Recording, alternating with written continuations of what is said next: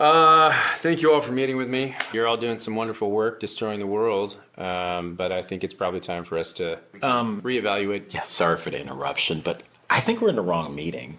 We're not here to destroy the world. We're here to save it. You see, we are some of the leading leaders of liberal causes, and I'm with the Human Rights Campaign, who focus on LGBTQ plus and trans rights. You see, I have the equal sign to let you know that I'm a good person. Oh, excuse me, women's reproductive rights. Climate. Free Palestine. Open borders. I misspoke before. You guys are not destroying the world, okay? You are saving the world. Hey, whoa, what's up with those scare quotes? Pretty sure I didn't use scare quotes when I said saving the world. There it is again. The important thing to keep in mind is that there's a big election coming up, and we're all on the same page, okay? So if we want Biden to win, he needs to win in order for us to save the world. If we want Biden to win, you folks, how can I say this? You might need to tone it down just. Tone down what? Oh, that's a good question. You're women's reproductive rights, right? Okay. Excellent branding, by the way. It's much easier on the ears than baby murder, so kudos to you on that one. But opposing any restrictions all the way through to the 9th month, I mean, you see how you're kind of tipping your hand, right? Makes people think, wait, maybe they actually want to kill babies. And we do, obviously. No, we don't. Oh. No, we don't. We don't. Right. We don't. But you see how it can kind of look that way. So that's all I'm saying. Let's tone it down. And you, immigration, clearly we don't want a completely open border that undermines any sense of national sovereignty, driving down wages for the working class and overtaxing the welfare state. So let's go a bit easy there too. I mean, why not something like this? Why not something like diversity is our... Are you trying to say diversity is our strength? Yes! How do you say that without laughing? Oh my gosh. I can't even get through it. This is aide-moi. My sides. My goodness. Okay, what about you? Pro-Palestine. You are, I'm going to say this. You're kind of coming across like you just want to wipe Israel off the map and kill all the Jews. We do want to wipe Israel off the map and kill all the Jews. Of course, yes. And that's awesome. I'm all for that. I love that. But you need to pretend like you don't want to wipe Israel off the map and kill all the Jews. Why? Excuse me? I mean, we're pretty clear in our position, and most young people and everyone on college campuses, and half the Democratic Party, of course, still support us. Yeah, it's cool now. You may have a point there. You might be the only person in here that can be as evil as you want to be and get away with it. All right, still, let's think about tactics. Okay, do you think that occupying bridges and blocking traffic is somehow winning people over to your cause? Yeah, and making people hate us by blocking traffic is our thing. He's stealing our thing! You're not stealing your thing. You must die. We will kill you all! See, this is what I'm talking about. I mean, okay, I love the homicidal thing that you got going on there. I really dig it, okay? But maybe market it just a little bit differently. Like the serial killer that everyone thinks is such a sweet guy, He's got 27 bodies in the basement, but he's like, coaching Little League. That's what I want. Be that guy. Death to America. The funny thing is, you don't even look Middle Eastern. Am I wrong, people? Am I wrong? I'm not. I actually grew up on Long Island, but my parents sent me to college. Death to America. HRC guy, you have been going over the top as well. Well, it's important for us, they, them, to be accepted just like everyone else. Yes, of course. And convincing people that they're intolerant for not wanting men to get naked in women's locker rooms. I guess that's genius. I mean, come on, it's next level stuff. All right, but insisting that your children be mutilated. I mean, come on, it's turning people off, you guys. I mean, not everyone, obviously, but until the election, can we just all pretend for a few months not to be crazed, lunatic, homicidal extremists? Extremist? No, it's my body, my choice. Donald J. Trump. Donald Trump. You will obey me. Sorry. Glad we're all on the same page, though. So, how do you do it? When I do evil stuff, it seems like nobody likes me. When you do it, everyone finds you sympathetic. Well, see, my people are oppressed victims. So we can rape, murder, and call for genocide, and it's pretty much totally justified.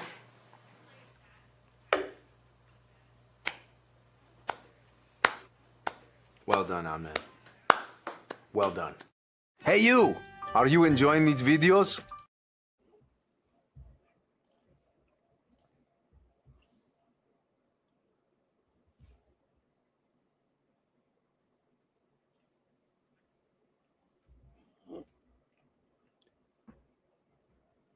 Let me tell you why you're going to need to turn up your video or turn up your volume. No, I don't have my sexy phone voice on. I'll tell you a story first before we get started. You remember in the 1970s when kids were taking helium balloons and they would open them up and they would suck in the helium and it would make their voice squeaky. Do you know what I mean?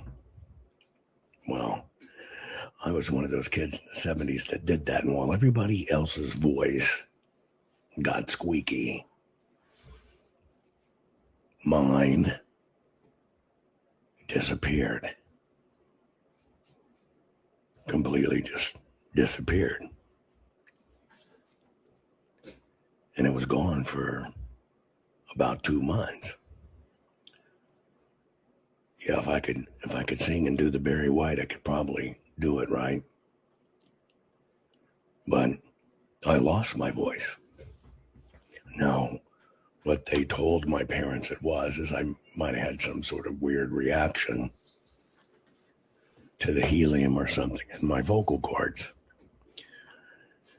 Well, that was, 40 some odd years ago or whatever, or 50 some odd years ago. And I used to deal with it about once every 2 years.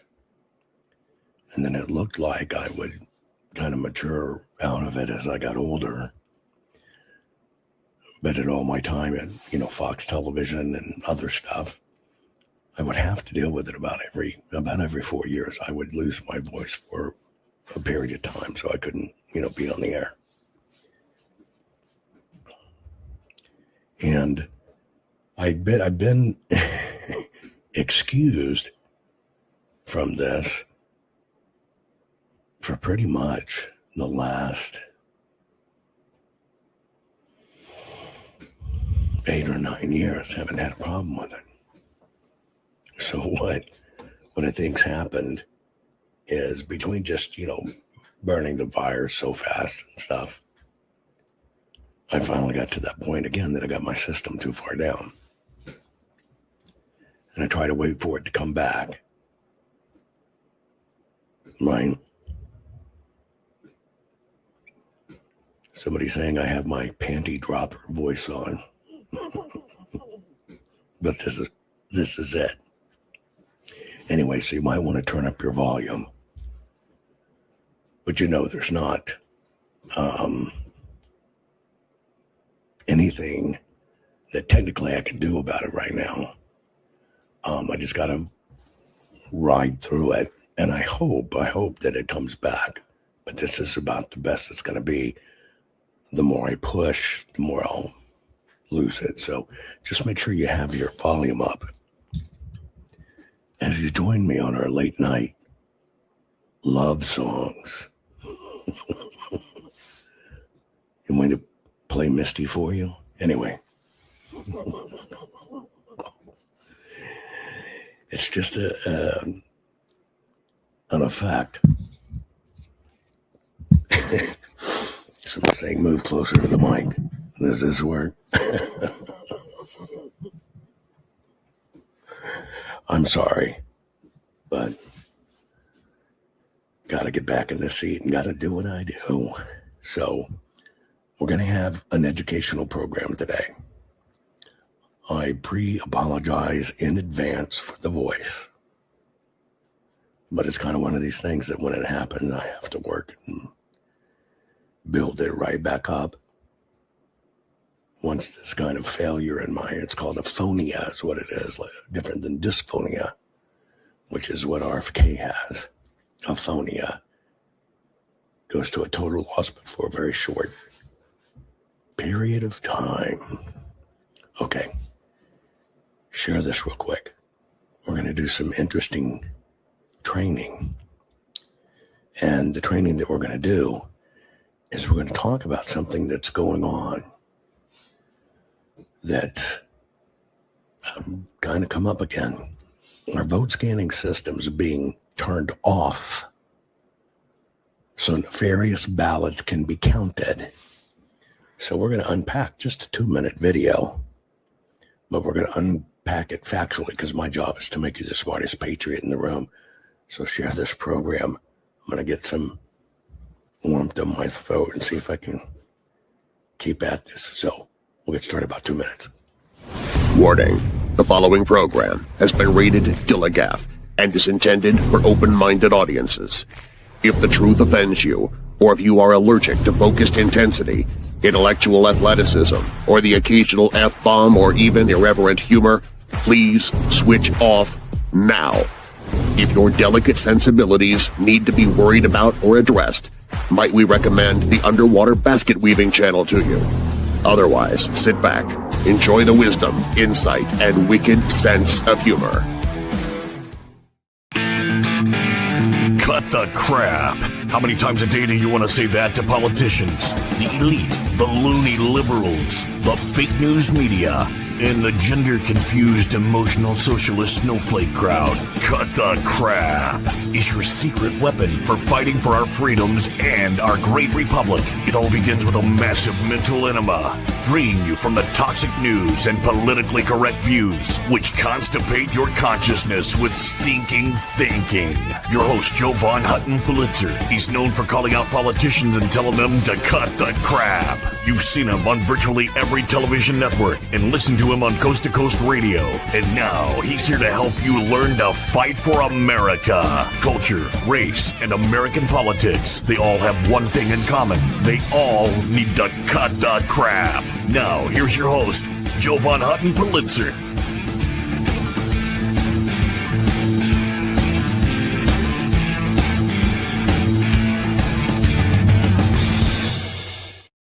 Okay, folks, welcome to the Grown Man Going Through Puberty show. I've lost my voice, but I'm trying to rebuild my vocal cords back up. It's just a thing. I've got to sit back in the seat and do it. You might have to turn up your volume. There's not much more that's coming out of me than this. Now, here's what we're going to do. We're going to unpack a 2-minute video. I don't know if you've noticed that President Trump has started sharing a tremendous amount of election integrity work and videos. And so that has spurred other people to start sharing their own election integrity videos as well. So I came across one video, I do not know when, and it was shot. Wait a minute. Wait, no, ladies, I'm looking at my chat. Put your clothes back on. This is just temporary. I'm not going to continue to do this voice. Yeah, please put your clothes back on. Sorry. If you're coming across this, it's a weird quirk in my voice that it happens, but it should come back. Good cross of a smoker's voice, though. But there's no power. I can't put any power behind it. If I try to push, it drops and it goes away. Here's what we're going to do. I'm just going to unpack. Okay, I'll do this voice. Have your martini shaken, not stirred. Get your cigarettes out. We'll play like we had a good time. But we're going to cover not the movie trailer, but the election tally systems. Here's the question. Are vote scanning systems being turned off so nefarious ballots can be counted? if you've been paying attention, election integrity is kind of going through this weird resurgence. A lot of it's tied to this Venezuela smart manic crap. Hey, look, anything to get rid of the machines is great, folks. But getting rid of the machines does not fix the problem we have in the United States of America. Our problems are much deeper than that.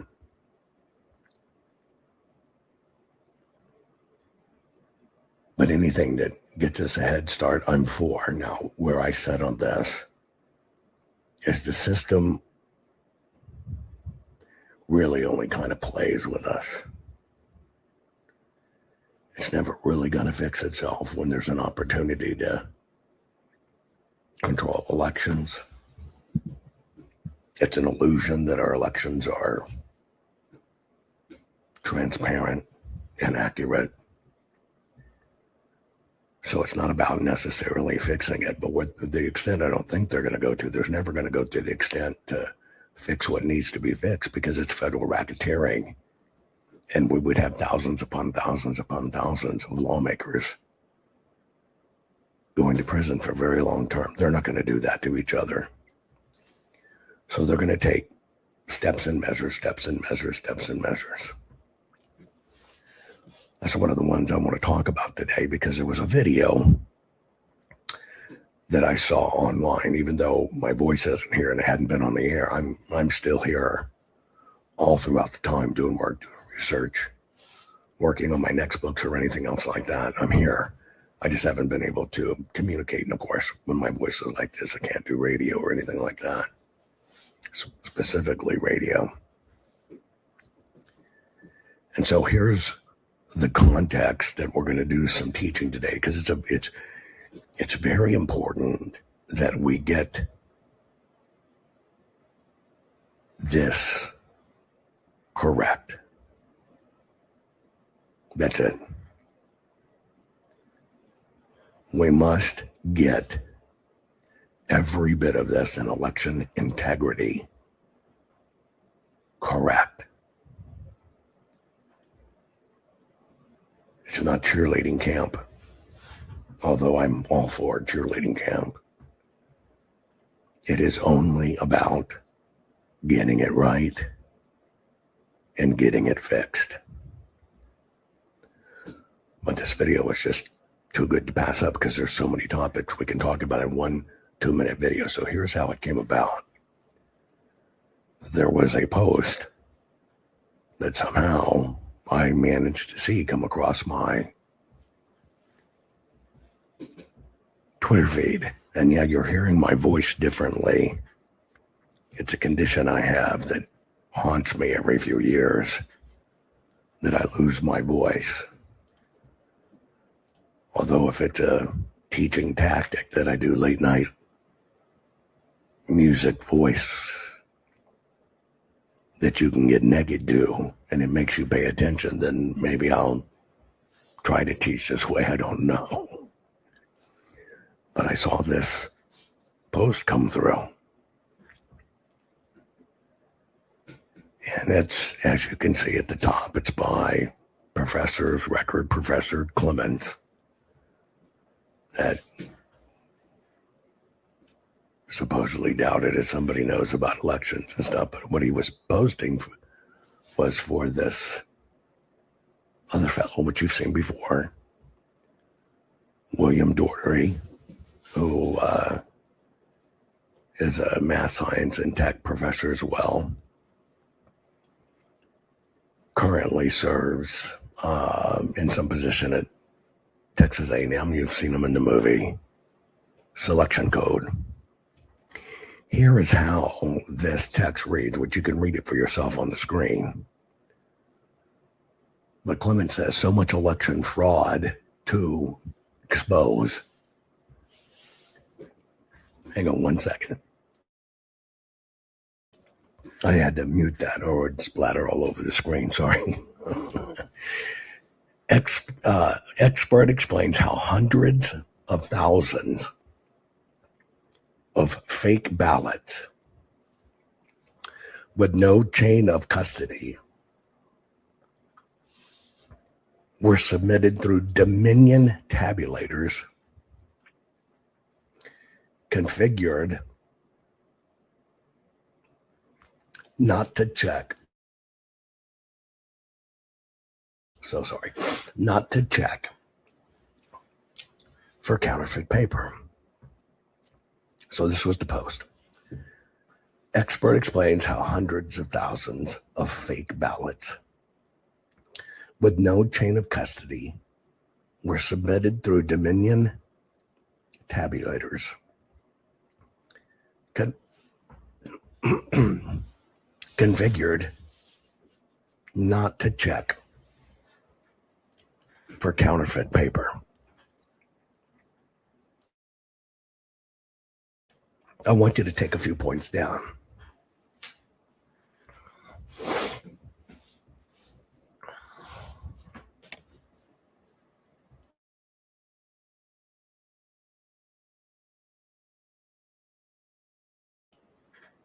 And I'm sorry for this, but when this happens for my voice, I kind of have to go through this exercise, because if I don't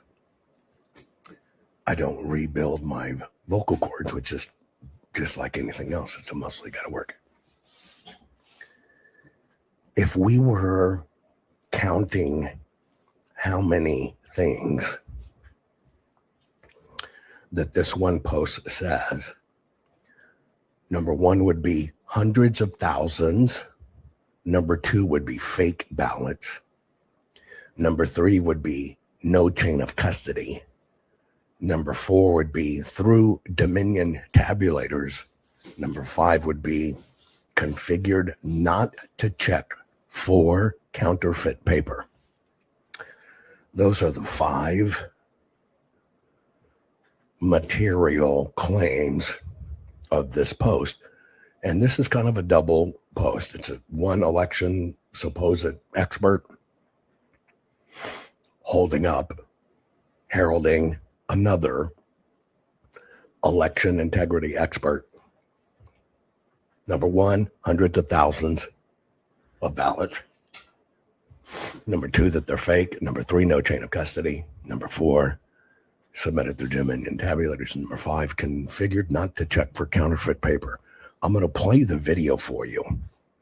I'm going to play it all the way through once. It's 2 minutes. And then what we're going to do is we're going to unpack it. Now, the reason we're going to unpack it is because you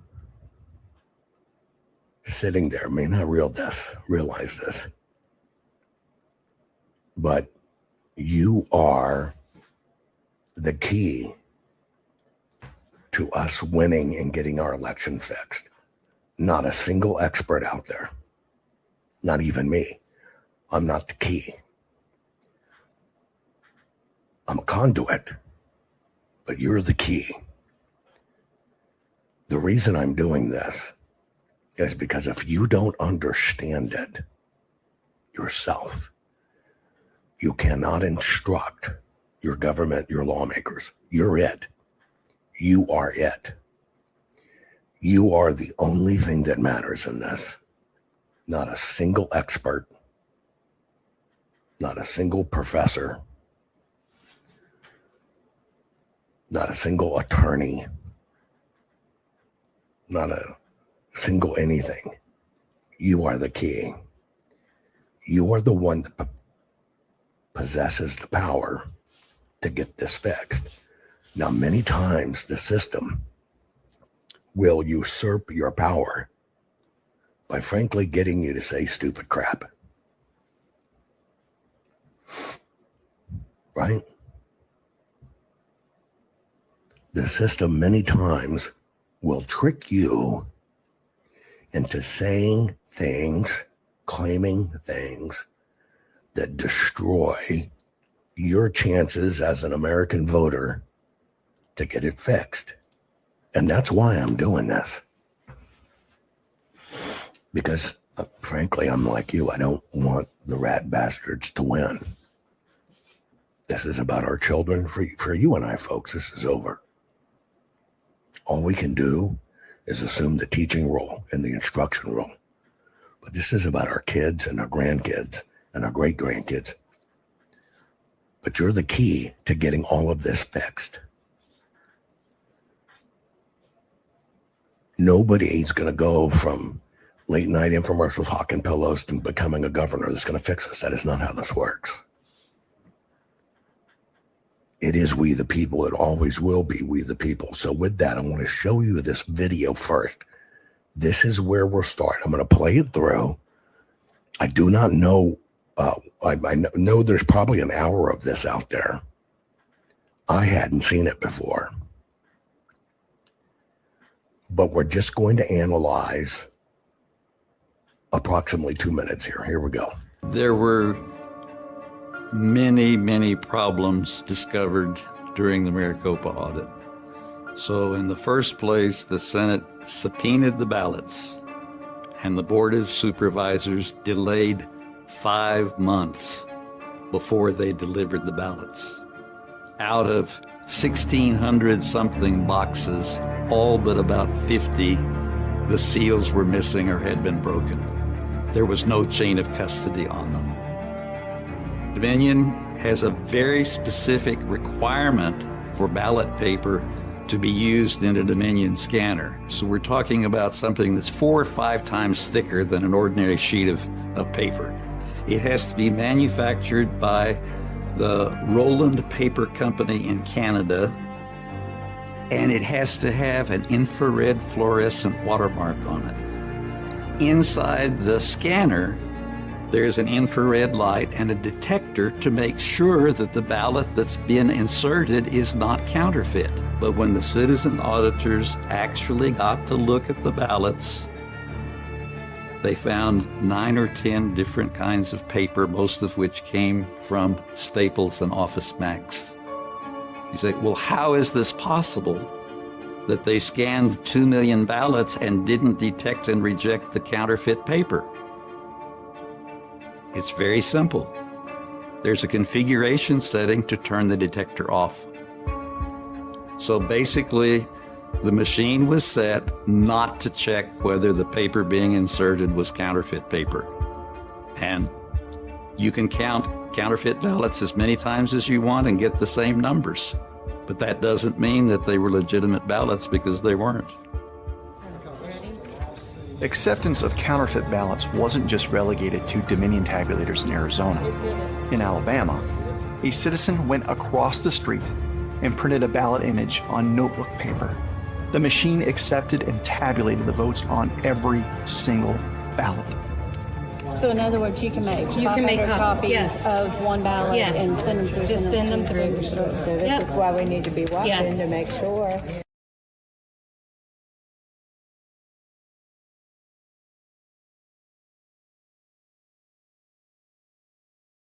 I think somebody said in chat, correct me if I'm wrong, that this might be footage from the documentary Let My People Go.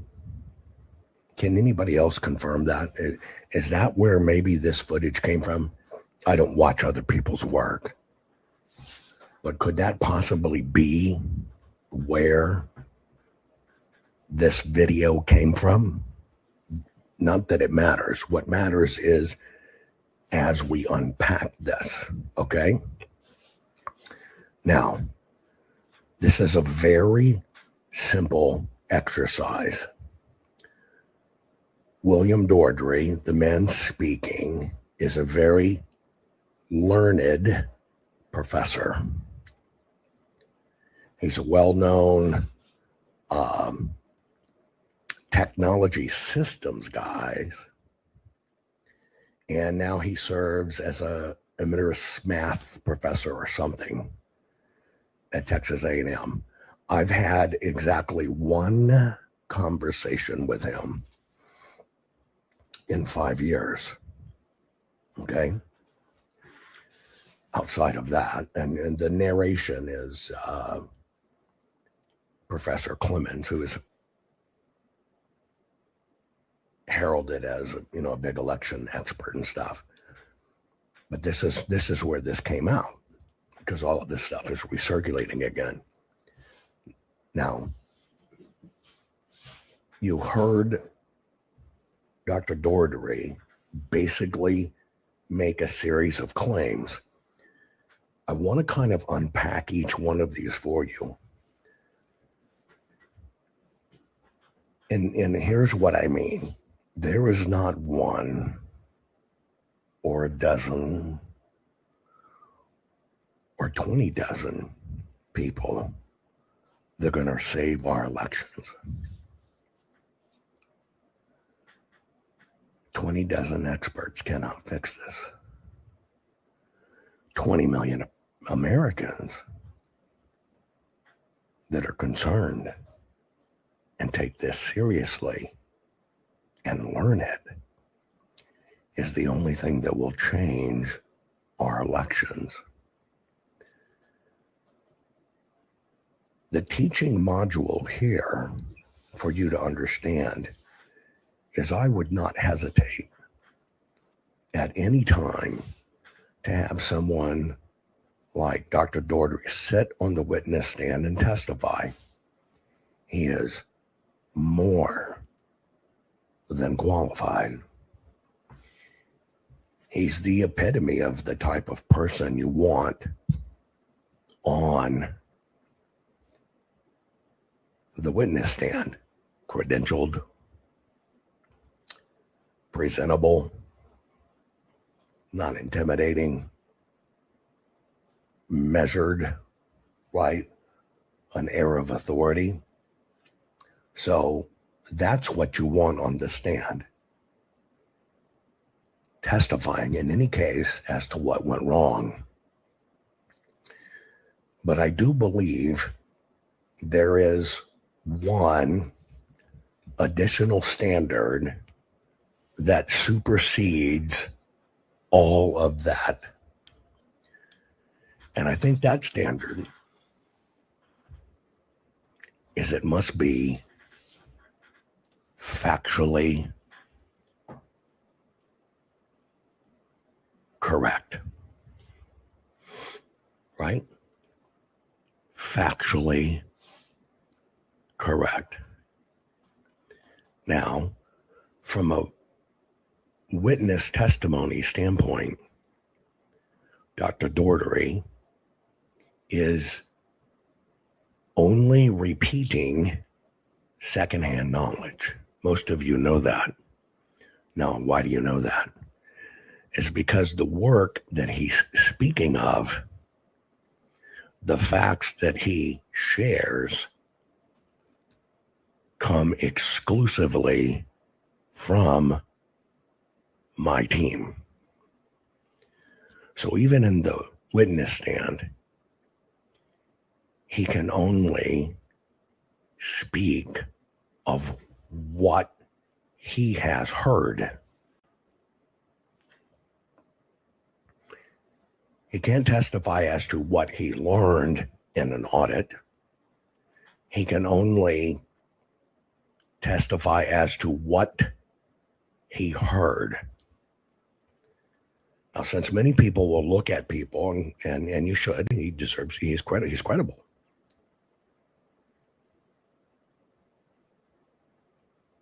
I think the public at large doesn't understand how critical the facts are, and you have to get the facts right.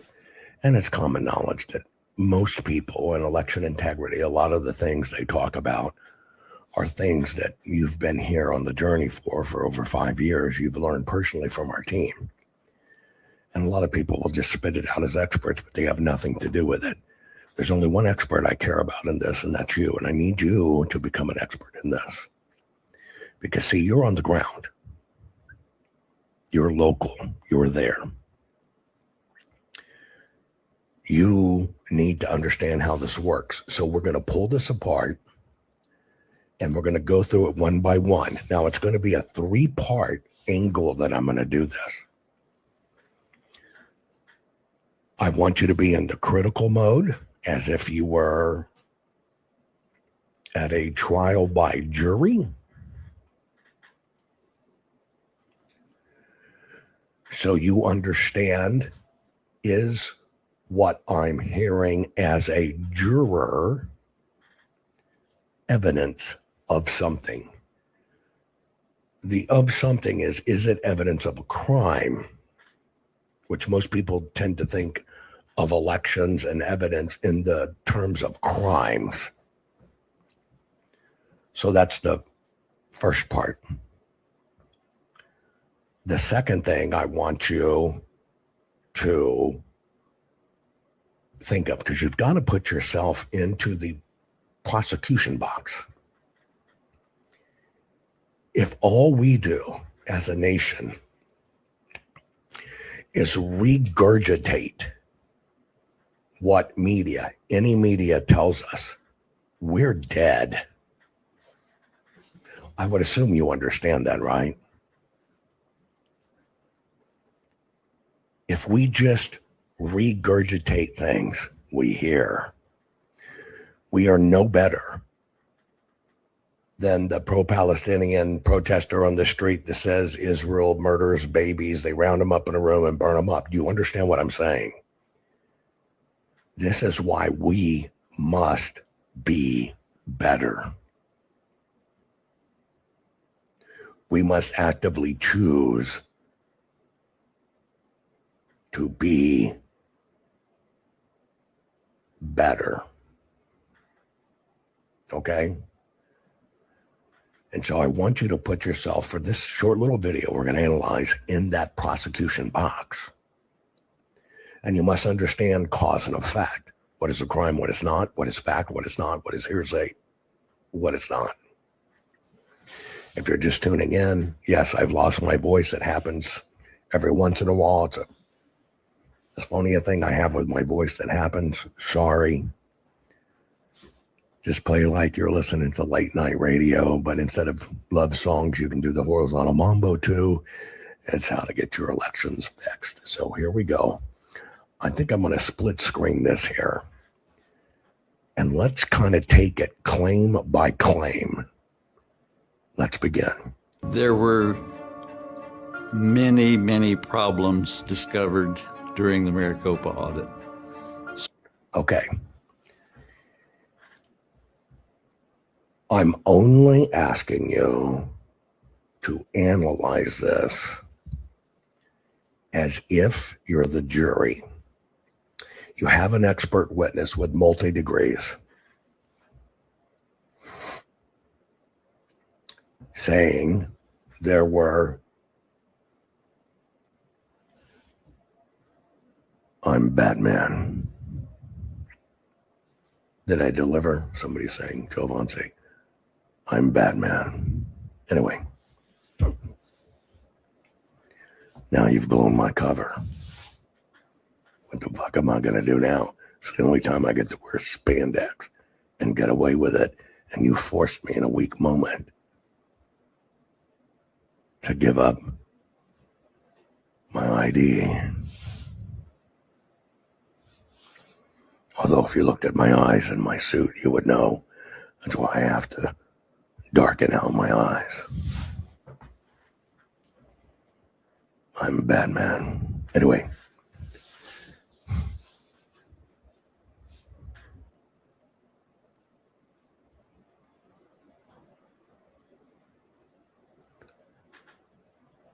Guys people should not be trying to analyze what I have or have not shared with the Trump administration. And let me tell you why it doesn't matter what I've shared with the Trump administration. Because if you think President Trump is going to fix this, you're already misguided. President Trump is the lightning rod.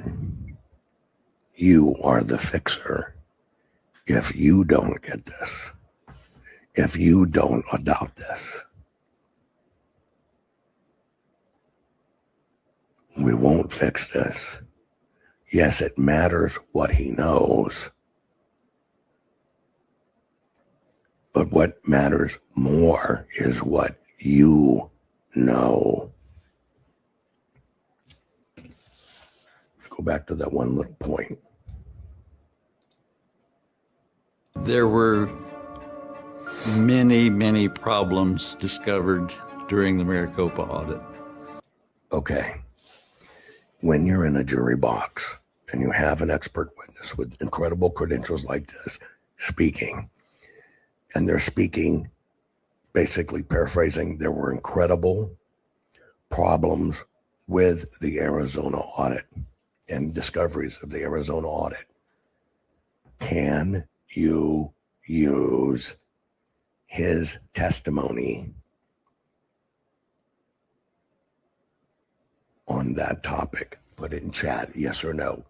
Can you use his testimony? Put it in chat. No, you cannot. And the reason you cannot use his testimony is because it's hearsay. He was not a participant in the Arizona audit. He had nothing to do with the Arizona audit.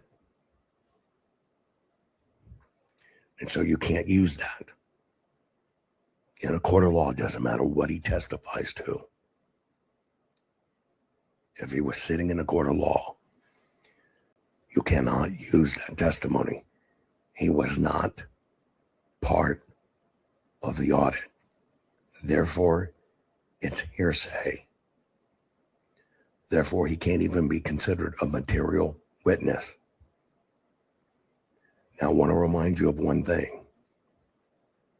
People tend to think that documentaries are to inform you, and in a way they are. But documentaries are actually made to sell you, just like a television commercial. That's why they get all these documentaries on global warming. They're there to convince you. One of the things documentaries will do is use experts as the imprimatur. They hope you'll buy into the expert because they have all these credentials. You will assign a high standard to the expert, and you will believe what the expert says is absolute fact. This is from a documentary. Please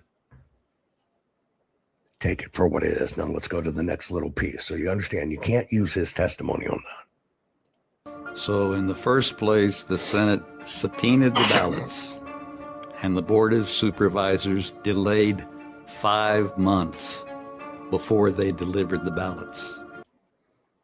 Okay. This is a fact. In the lawsuit that allowed the subpoena of the ballots, the county election officials delayed for months and months. I'm not going to expand on it, but that is a fact. The question that should come up in your mind is what could have taken place in those many months. Now, the indication that the county did not turn over the actual ballots for 5 months, is that an indication? And Pat, I have the same question, but this is why we're going through this drill. We're fighting for our country. You will hear many things that sound like my team and me, but they're not coming from my team and me. And I'm trying to help you understand the differences and why they matter. So the first question I have, answer in chat. The delay of getting the ballots turned over to do an audit, was that a crime? Put it in chat. Yes or no. Was that a crime? Right? And the answer is no. Not only is it not a crime, it's not enough information to be indicative of a crime, but it is suspect. So at best, you set it over here and say, well, that should be something that should be investigated. Now, some of you are saying, but it was nefarious. See, you know a little bit more information because you followed me long enough. You know it ended up being an absolute confirmation of nefarious activities. But I'm asking you to peel it back. Don't ever assume, and I don't do this, I don't assume that everybody has hung on to my program teaching about elections and stuff for 5 years. Don't. I assume everybody's brand new. Because if I were to assume everybody was on the same learning trend, I'm cutting off too many people. And that's why I'll keep it really focused. So at best, all you can do, especially if you were a juror, that's why I asked you to consider it as a juror. You don't have any previous knowledge to get you pure juror in there. Is this an indication of a crime? No. Is it an indication of there should be a concern? Yes. Was the delay any type of crime? No, it's not. Not at all. Okay. S2 says I can get used to your Batman voice. I'm Batman. Anyway, that's all this is. So that's the first thing. That in and of itself has to be put in the suspicious category, which only means you got to dig deeper and see what it connects to. Let's go to the next point. Out of 1,600 something boxes, all but about 50, the seals were missing or had been broken. Okay. Now, this is a fact. You learn from our team that everybody doing the audit ignored. I tell you this because in an audit, every single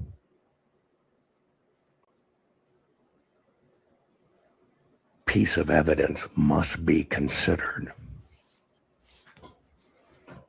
Mims Max says they're Catwoman. Cool. You got the costume, send me a photo. Anyway,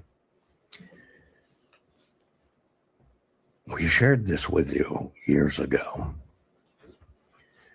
Now you must remember the purpose of an election audit. Pop quiz.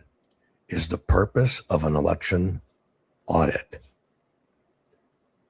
to determine if Dominion voting systems changed the votes? Yes or no? Put it in chat. Is the purpose of an audit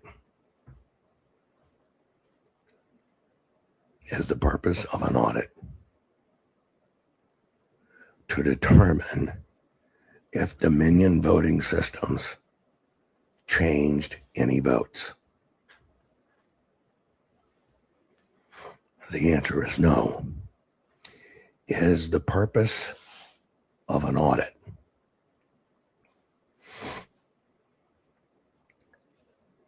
to determine if votes were swapped? Yes or no? I'll repeat the question.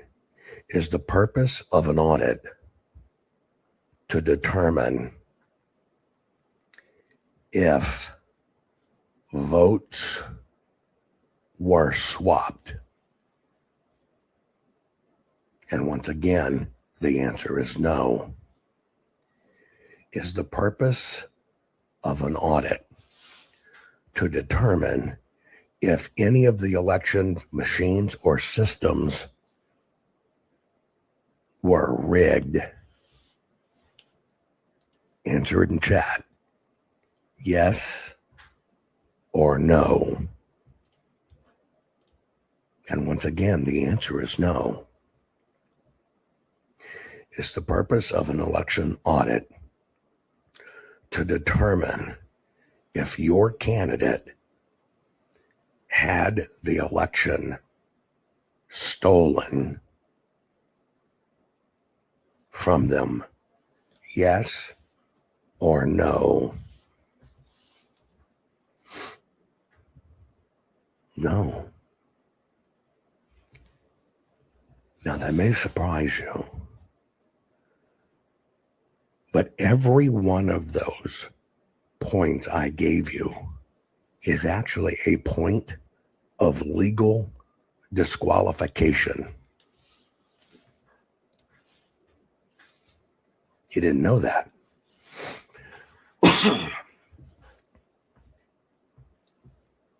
This is why I'm teaching you this point.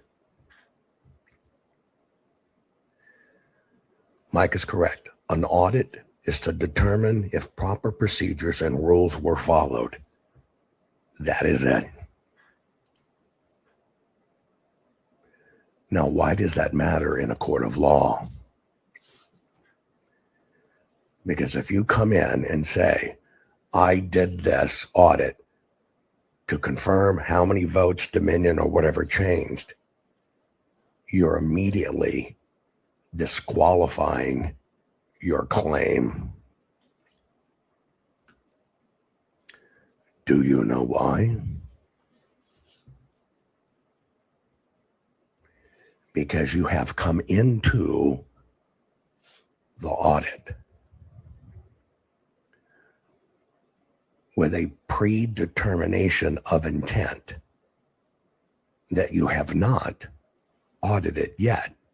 Therefore, you immediately compromised and poisoned your own audit. And basically, in the laying of the claim, in legal terms, you disqualify yourself.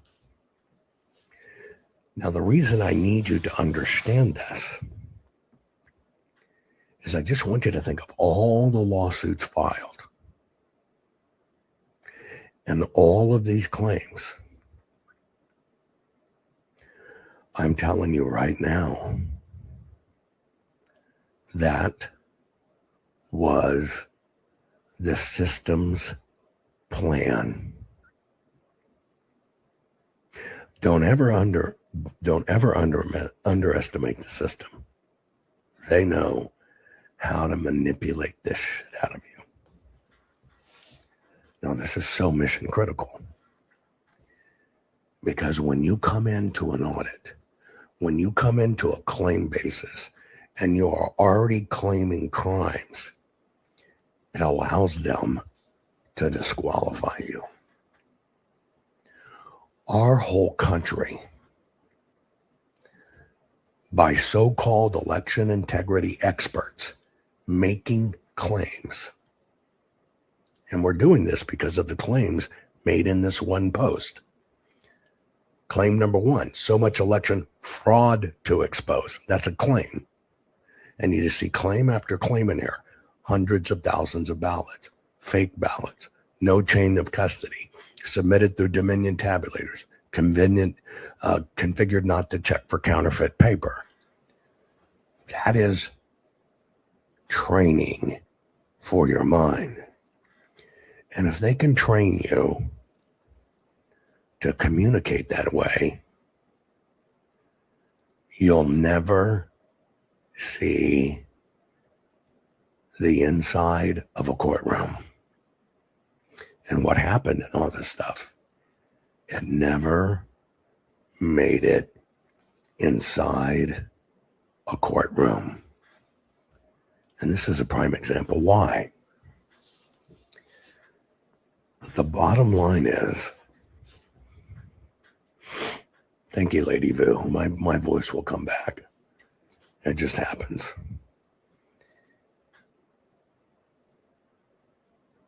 You need to go back in this filter, and you need to try to understand why all of these rat bastards don't want you to use the term malfeasance.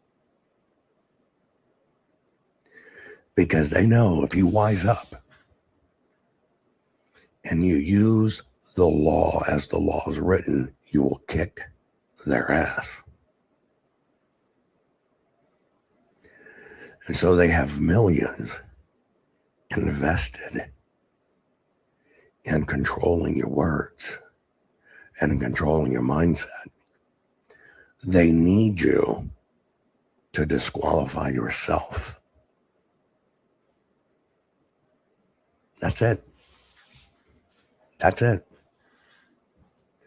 And what they allowed you to do,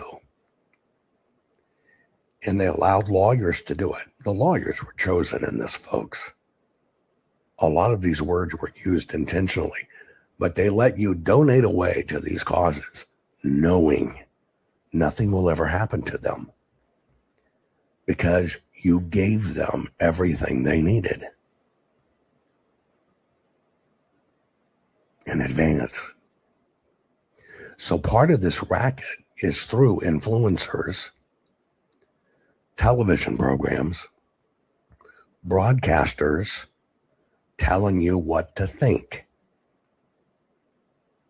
That one word at the top of this, fraud, disqualifies your ability to be in court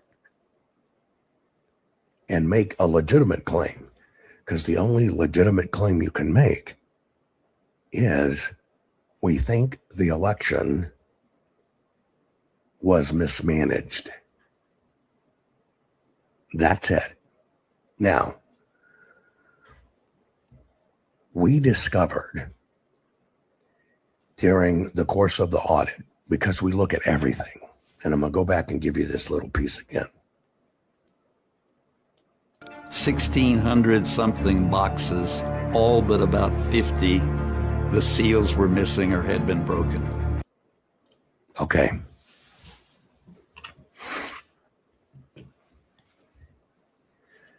This in and of itself is not a crime. At best, it's malfeasance. It means they didn't follow the rules for protecting the ballots.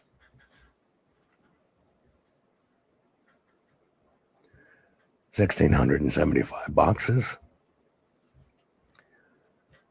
Out of 1,675 boxes, what we discovered is 52, only 52, were actually sealed according to the procedural handbooks, meaning the rules they must run the election by say that those boxes have to be sealed. Once they're tallied, they have to be sealed in order and taken care of, and they must be permanently sealed. Now I'm going to tell you why this matters. That word fraud right at the top makes sure this evidence didn't get used. Here's why. It's not 1,675 boxes and only 52 were sealed. You have to ask the question about what was the story that those 52 boxes told. This is forensics. You look at it, you make no predeterminations, none, zero. Okay, if there's 1,675 boxes, and for some weird reason only 52 of them were sealed according to operational procedures, then you ask the second question is, what is the difference between these 52 boxes and these 1,625 boxes? That's the second question you must ask. Now, I'm going to pre-give you this answer. You already know it if you followed me for a long. The 52 boxes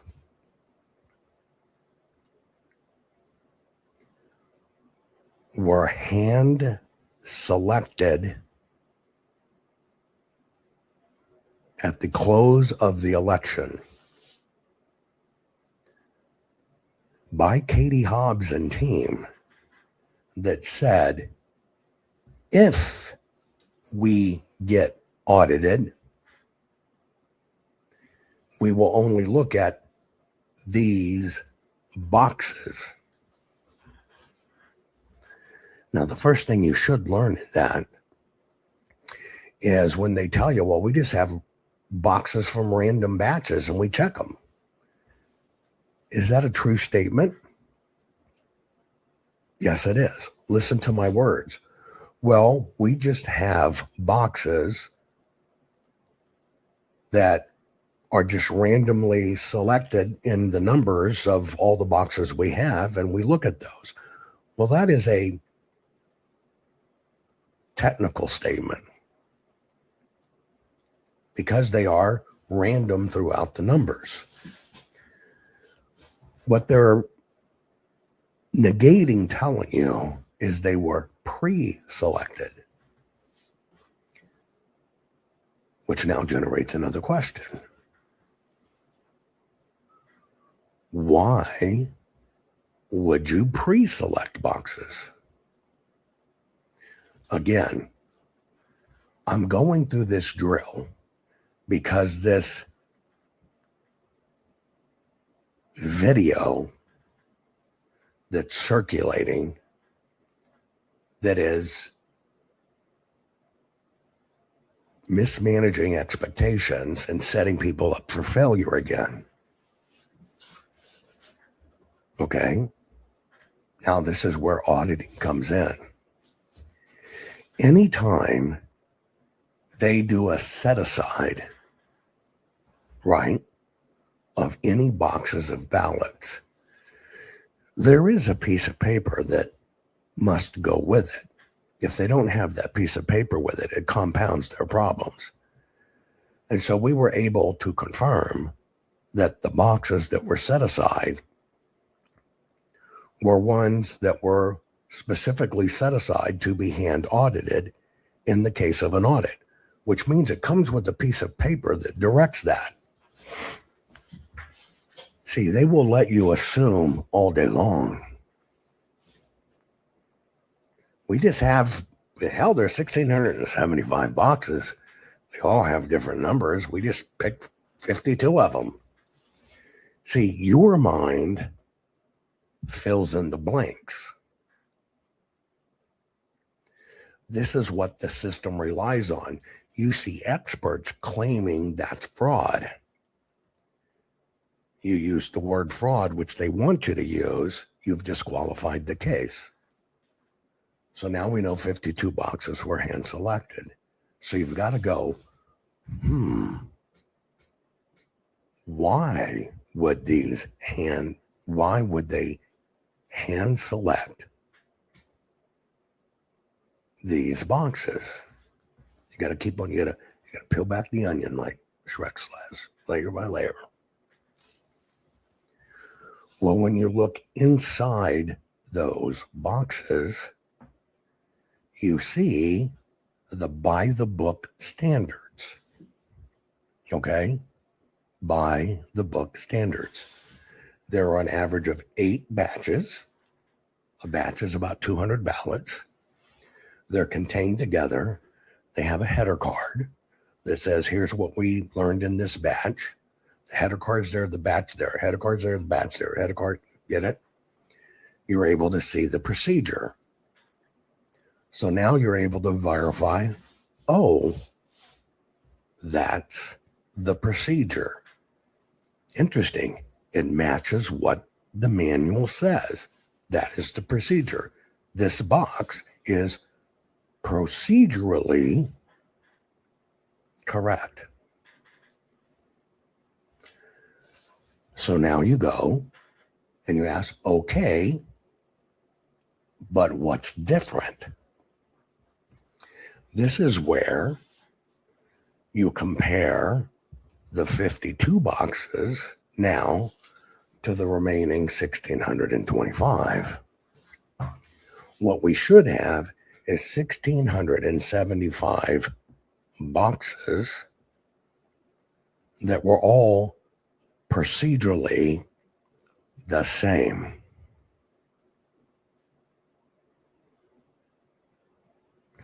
So now you ask, if these boxes match the procedure, they're sealed, they're in order, how does the rest of the boxes look compared to these 52? Well, in the 1,625 extra boxes, they were not sealed.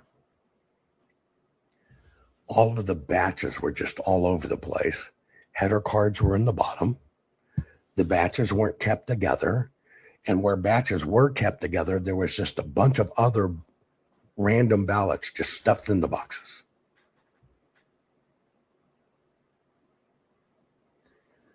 You see how you have to peel this back? And you're going, wait a minute. If we are looking at everything, and this happened for the first time in history, why are all of these in disarray and all of these are perfect? Now it's when you pull back and go, 52 perfect, 1,625 shit shows. What is this telling to us? Well, the only one thing we know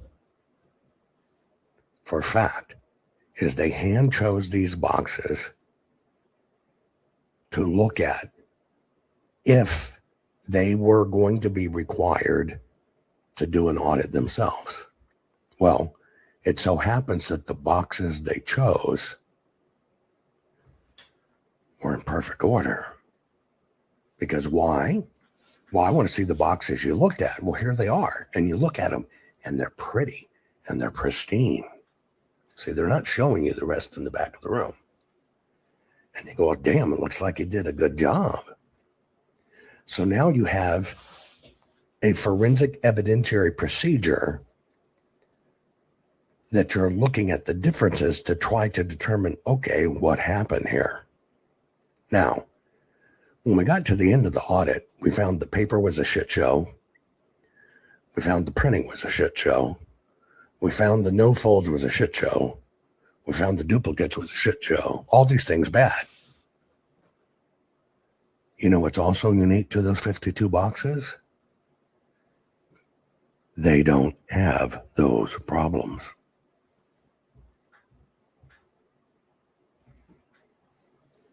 Wait a minute.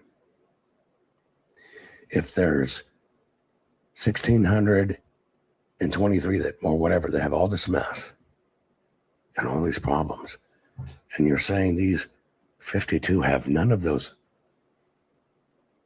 problems that should have occurred organically. If it was organic, they should reflect the same problems, and they have none of them. Now what do you have? You have what's called a new evidentiary line.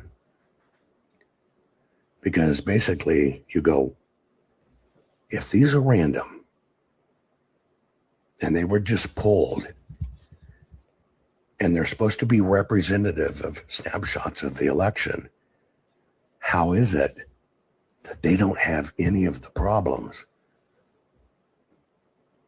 that 2 million plus ballots have? Get it? It is in this process that you now begin to see there is no way that could have organically happened. Again, this is for forensic investigation. I'm covering this very simple video that's told you our vote scanning systems being turned off so nefarious ballots can be counted. If you don't have the time to invest in this program, you don't have the time to save your country. That's why you have to understand this. That's why you have got to put in the intellectual capital and intellectual honesty to understand this. Now, just in this one, I'm going to wrap this up very conveniently. You now have a theory that needs to be chased down. If there's 52 boxes that were perfect and they were hand chosen, that if they got audited, we'll look only at these. And they have none of the errors that all the other boxes show. And you've now discovered they were pre-picked. And you now discovered there's an outlier. You get to bring in an additional piece of information to measure it against. What is that additional piece of information you now get to use as an exploration angle? Have you figured it out yet?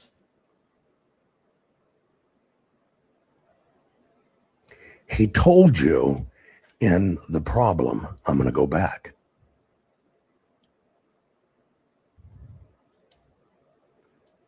Now listen. Officers delayed 5 months before they delivered the ballots. Out of 1,600 something boxes, all but about 50, the seals were missing or had been broken. Now, if 52 boxes were chosen on the day of the election, that will audit these if we are forced to do an audit. And you now know these son of a bitches were perfect. And you now all of these were in disarray. What's the material difference now? What's the differentiator between the boxes? You ready? Those 5 months. This is how evidence comes into play. This is why you cannot make any assumptions. Any assumptions. Because see, now, these people have trained you for years to say the wrong words, to fight this the wrong way, to file your lawsuits wrong. It's all misdirection. They now know you know so much that they've got to get you back. They got to get you back repeating the old bullshit, which is why they're recirculating this crap. They need you to keep on saying the old bullshit. You now have a plausibility line, a thread, to say, wait a minute. If these boxes were pre-selected and they're perfect, and they're all supposed to be sealed, and they're not, and these are in pristine order, and all of these are in disarray, and these are in batches, and these are in wads and stuffed with ballots. Well, the seals being broken means they were opened.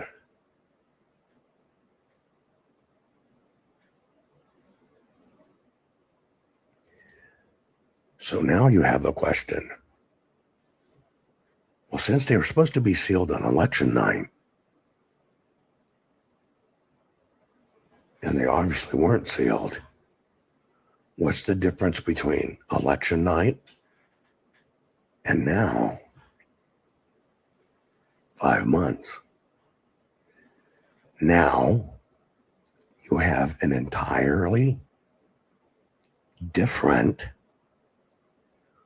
line of forensic questioning. Could the reason we are seeing these boxes, it's a question, could the reason we are seeing these boxes in disarray is because people accessed the boxes over the course of 5 months? And then, if these 52 boxes not only were pre-prepared, but if you ran the numbers, the 52 boxes would mathematically cross-confirm the final number of the election, which they never had. So can you look at this a different way? Well, yeah.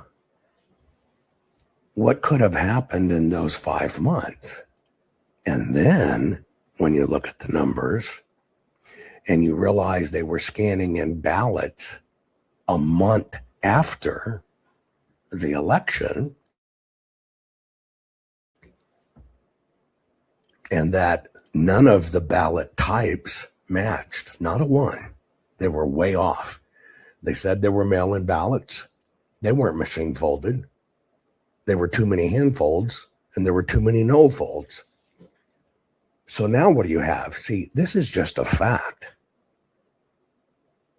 Why were they running in 100,000+ ballots a month after the election? Why do none of the numbers add up as to the material fact of the paper? Meaning it should be mechanically folded if it's a mail-in ballot. Meaning it's hand folded to walk in, but that's way over the top. The no folds is election day, but that's way over the top. Do you have an answer? Potentially an investigative thread you can now pull that says, well, what was really happening during those 5 months? Now, the question is, if you can prove that over the 5 months, right, that they decided the outcome of the election, it was never real, then all of a sudden, oh shit, these guys are going to get the ballots. We got to delay, we got to delay, we got to delay. Fuck, we got to pull all of the ballots that show Trump really won. We got to pull all those ones and we got to replace them. Now, can you understand why none of the numbers match and everything's off? There should be X number of folded by machine ballots, but that number is 2 full digits of percentages lower in every single one. It's because those weren't the original mail-in ballots. This is forensics, folks. Now, I took you through a piece.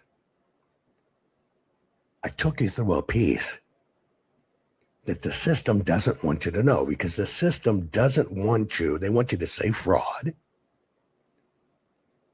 They put other experts out there to train you.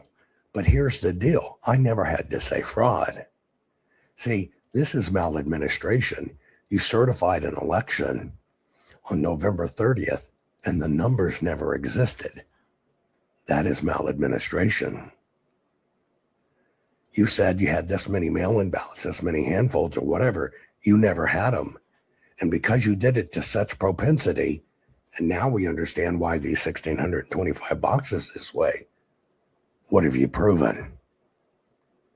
It was much more than maladministration. It was malfeasance, which is the intentional act.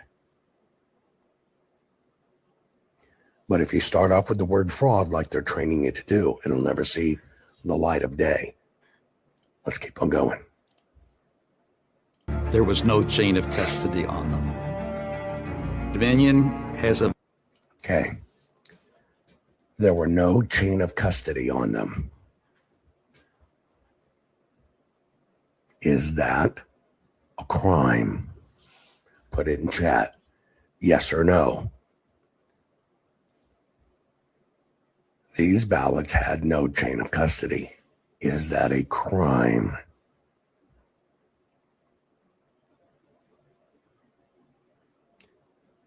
No. Is it fraud? Is it proof of fraud that there was no chain of custody? No. You're right. It's a breach of protocol, which is maladministration.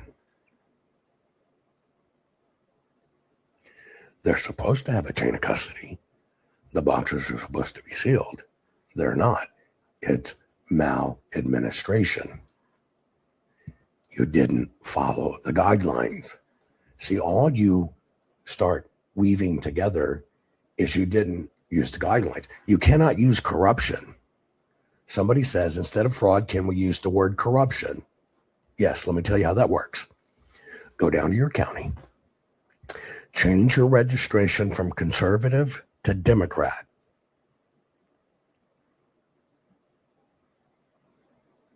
And then you can use that word all day long.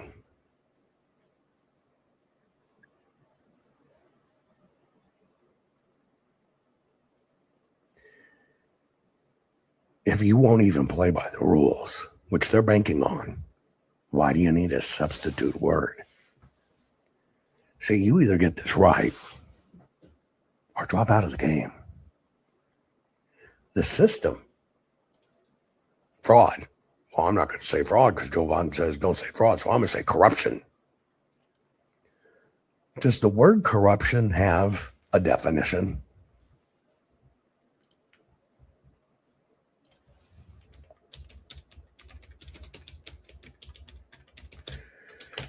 And I'm sorry to get so technical on this, but somebody asked in chat, well, can't we just say corruption? I'm going to let you answer your own question. Corruption, dishonest or fraudulent conduct by those in power, typically involving bribery. Did you prove bribery? There's that damn word fraudulent.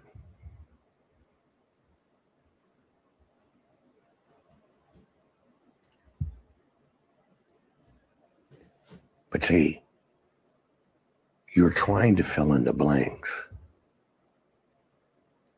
They're giving you the ammo they want you to use. It's fraud. It's fraud. It's fraud. It's fraud. It's fraud. I try to teach you words matter legally. You just want to substitute the word. You know what? It's a game of words. I just want to fix our elections.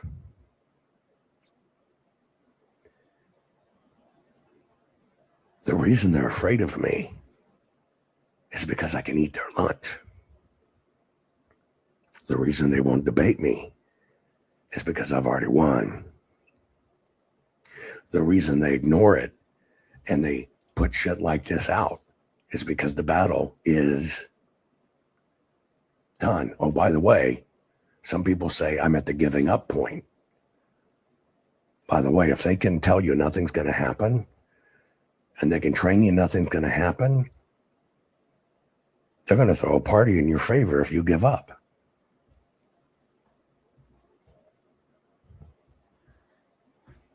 That's what they want you to do. If they can make everybody say, fuck it, I'm not going to vote anymore. You think they give a shit? No, they got you to the same place. This is all a war for your mind. It's all bullshit. It's all psychological warfare. And yeah, Brad, if they can make you give up, you allowed them.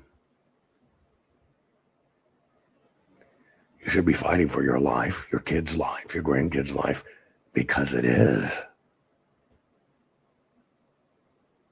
I don't know how to give up.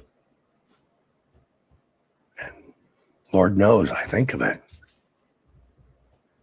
But see, they train you. And so, yeah, words matter. So you can't use corruption. It's the same thing.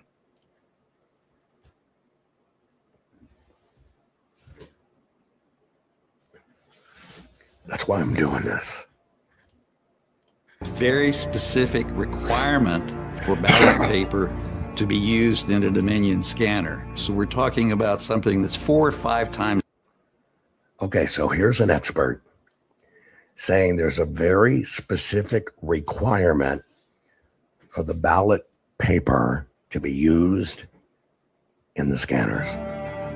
Dominion has a very specific requirement for ballot paper to be used in a Dominion scanner. So we're talking about something that's 4 or 5 times thicker than an ordinary sheet of paper. It has to be manufactured. Okay. Question. Does Dominion Voting Systems have a requirement for the paper that must be used with their machines? Yes or no? Put in chat. Does Dominion have a specific requirement? No, they don't. Oh, see, one said yes. No, they don't. Let me tell you why. Read the manual. We recommend this pound of paper. That's it. Is that a requirement? Fucking words matter. No. It's a recommendation. There's a big difference between a requirement and a recommendation. Now, this is all our work. Even though William Daugherty's presenting this as if he's the expert on it, it's my team and me that did the work. We're the experts on it. Okay? So is there a requirement of the paper that has to be used? No. He goes on to say that it's a requirement. It's manufactured by Roland.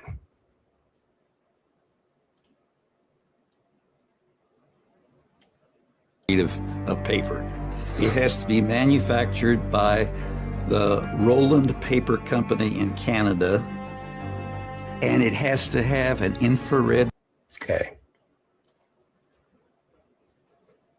So he basically says it has to be it has to be manufactured by the Roland Paper Company in Canada. Is that factually correct?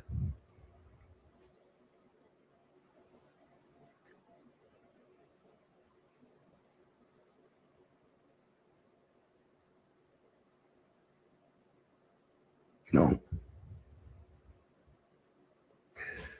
There is a preferred vendor they use, which is Roland. Now, let me set this up for you.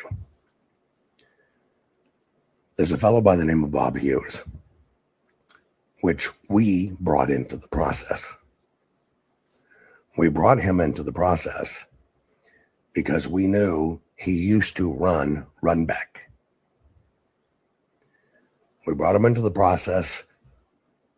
We used him as a go-between between Roland and us and the whole bit. Now, to this day, the guy, you would think he's the man that did it all. And he certainly takes credit for it. And now talks like he's a prosecutor. But here are the facts. It's not a requirement. Period. Runback does have contracts to acquire their reams of paper. They're big old rolls like hay bales. Big monster rolls of paper. They do acquire their paper from Roland in Canada. Now, technically, just so you understand, by United States operational procedures in our elections, the paper we use in our elections is supposed to be from the United States of America.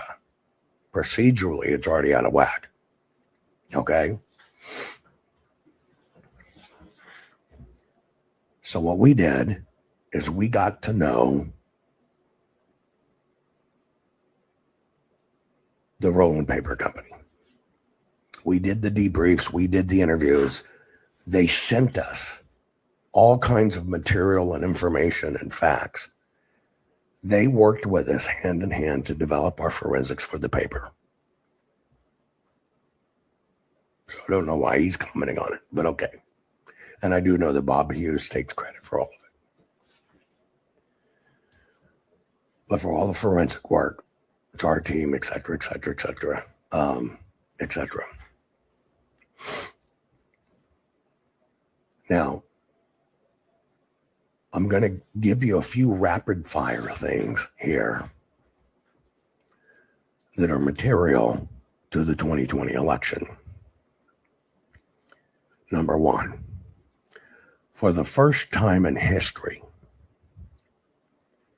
a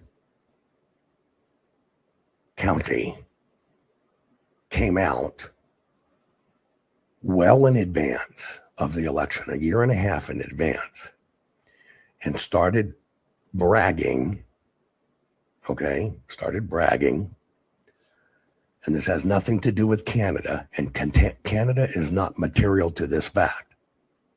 Zero. Focus on Canada, you missed the point. For the first time in history, a state and a county came out and said, we are exclusively using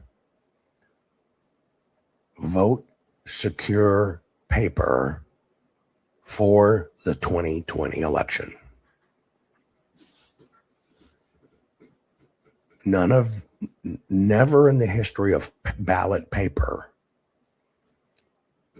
had anything like that been disclosed before. Never. It named the manufacturer. It named the grade of paper. In advance, the state, the county, named the manufacturer, named the specific type of paper. Now, in vote secure paper, the name, there's emails. You can see Katie Hobbs and all these guys bragging about the paper. It won't bleed. It came with an additional directive. And the additional directive was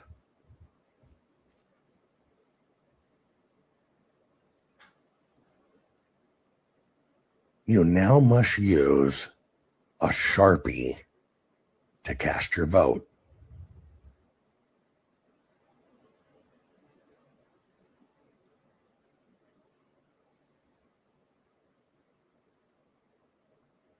Now, you know, and I know, that billions of pieces of ballot papers and otherwise have been put out over history that says do not use a marker on your ballot for whatever reason.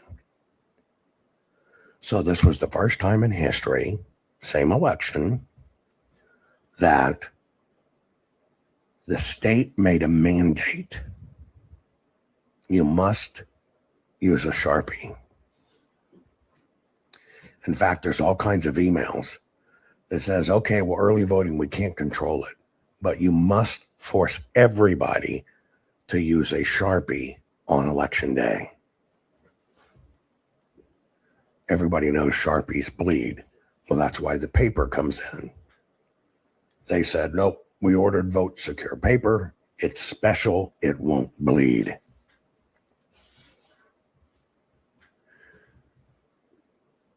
So what you do in any audit is you're auditing their claims.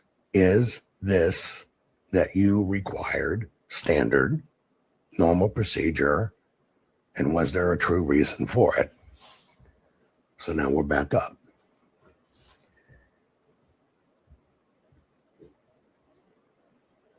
In interviewing Roland, we found out something interesting. Roland Paper Company told us Maricopa County did not order vote secure paper. Now you have to ask yourself a question. If Maricopa County, which is basically the state of Arizona, said for the first time in history, we're using vote secure paper and you can use Sharpies. And Vote Secure Paper is owned by Roland. And we're investigating Roland now because that's what a forensic investigation does. And they tell us, no, they ordered no Vote Secure Paper from us. None. You gotta ask the next right question. What do you think they had it in inventory? They said, they went back through all their records and said, no, they don't have anything in inventory. See, they never thought anybody would actually be doing true investigation work. So we now know they ordered no Vote Secure Paper, and they had none in supplies, and they had none in previous year's orders that would have even dictated they could have had enough on hand to print 2 million ballots. So it's all going, wait a minute, their words aren't checking out. Which opens up the next logical question. Why would a county spend millions of dollars in time and media telling their voters, we have the greatest, safest paper in the world, and we got it just for you, and then say, we know we've told you for the last 50 years, don't use a marker, but now we want you to use a marker, and then lie. You got to measure their words, not some professor words, not somebody's theory. You just measure their words. And their words were ballpoint pen ink on ballots gums up the scanning machines. That was their excuse. So what do? Well, now we have another investigative thread. There is not one single repair in the history of elections for scanners or tally machines needing to be cleaned because ballpoint pens stuck to the screens or drums. Not a one. Ever in the history of all elections known. Not a one. And we only got better in ink. They became faster drying, not slower drying. So it was all a bullshit excuse. They had to explain, oh shit, we were telling them to use Sharpies.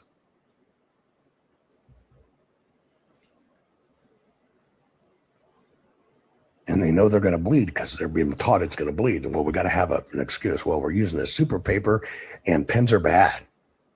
So Sharpies are good. About face. We'll see people believe that shit.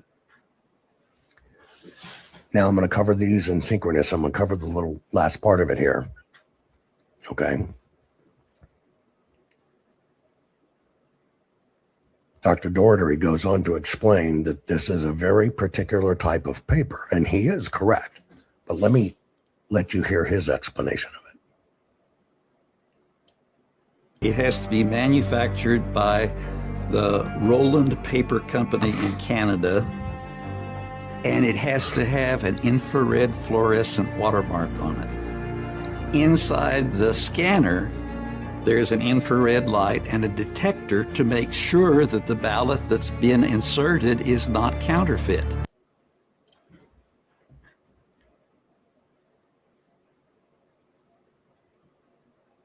%100% bullshit.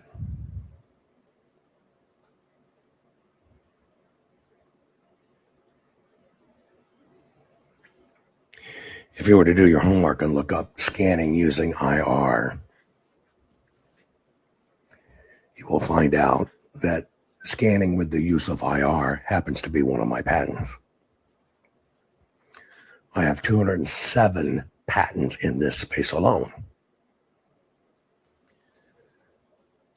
The misdirection they're doing here is Vote Secure Paper, and I shared all of this with Karen Fan because we work with Roland, and Roland said they didn't use Vote Secure Paper. And so I said, I need a way to prove to the Arizona Senate that vote secure paper wasn't used. We got the county saying it. They're doing television commercials on it. They're doing marketing campaigns. All the newscasts are repeating it. It's a lie. We've got all the documentation from Roland saying they ordered no vote secure paper. We know their inventories, they didn't have any. I need to have a way to demonstrate to Karen Fann, the president of the Senate, that vote secure paper was not used.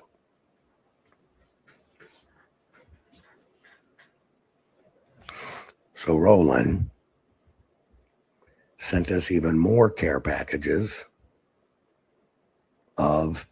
they sent us all their papers that's ever been used throughout their history. But they sent us the authentic vote secure paper, and it came with a little bitty device. You see it on your screen there. Now, the vote secure paper, inside the blending of the paper, has a tagant. I'm going to explain to you how this works. Remember when we were kids and we used to get lifesaver books? Remember those little books you'd get in your stocking and there'd be lifesavers rolls? And if you were to open a lifesaver and you see all these different colors, right, down it, well, that's actually, that visual is how you track bombs and C4 explosives.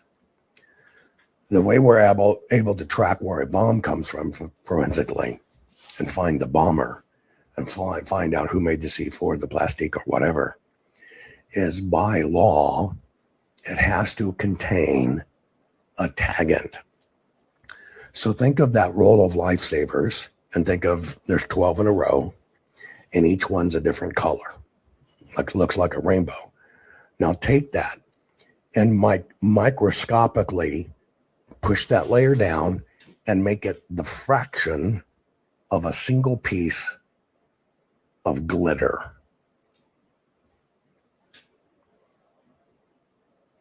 Think of all those layers. And now you're going to microsize it to about the size of a corner of a single piece of glitter. Now, that tagant, T-A-G-G-E-N-T, is distributed to all of the explosive manufacturers.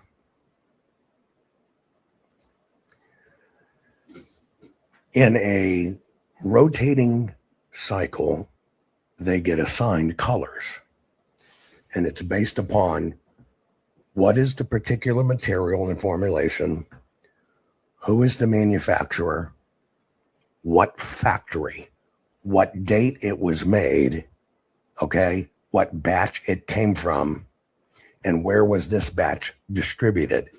It's an ID code in color, and it's microscopic. And so these things are exploded to about the size of dust. That powder is sent to the manufacturers, and as they make their bomb-making materials, they've got to mix it in the powders. If their bomb-making materials do not contain their tagans, they violated federal law and be shut down. So it has to have these tagans in it. Now, why are they in there? It's because when there's a terrorist act, a bombing or whatever, forensically we can scour the ground, people's clothing. If it blew up a person, you'll find it embedded in their clothing. You find these little microscopic pieces. You pick them out of their clothing. And then you look at them under advanced microscopy, which is what we did in Arizona, and we see these little lifesaver rolls. And by that lifesaver roll, we're able to tell everything about where did this explosive material come from. That is called a tagant. Okay? A tagant.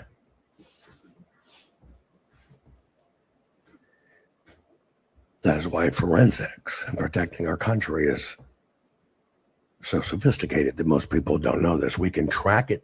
We can track it back to the manufacturer, what plant, what factory, what batch, how was it packaged, what was the formula, and they cut it off in batches, and then you're able to track it. You eventually say, well, we sent out 20 batches, and here it is, and here's one batch here, and you're able to go to those facilities, and can you account for all your C4? And they go look through it, and all of a sudden they found out, well, shit, no, we're missing a pound.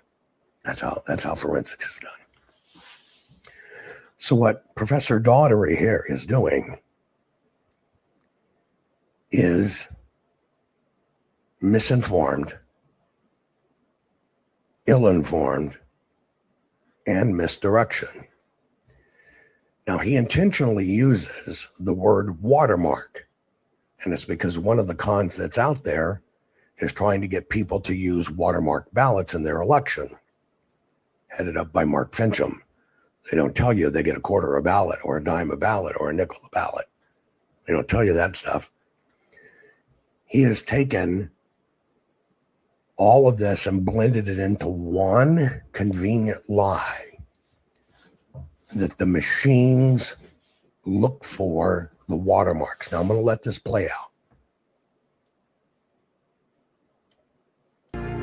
Inside the manufactured by the Roland Paper Company in Canada, and it has to have an infrared fluorescent watermark on it. Inside the scanner, there's an infrared light and a detector to make sure that the ballot that's been inserted is not counterfeit. But when the citizen auditors actually got to look at the ballots, they found 9 or 10. Again, this is our word.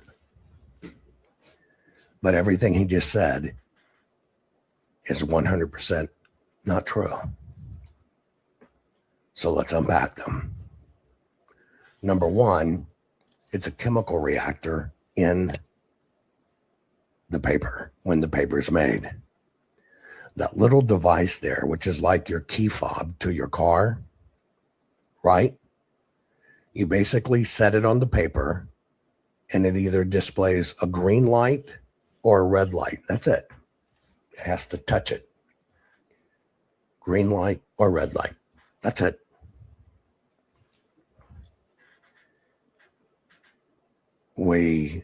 My voice is loosening up the more I use it. That's why I need to do this.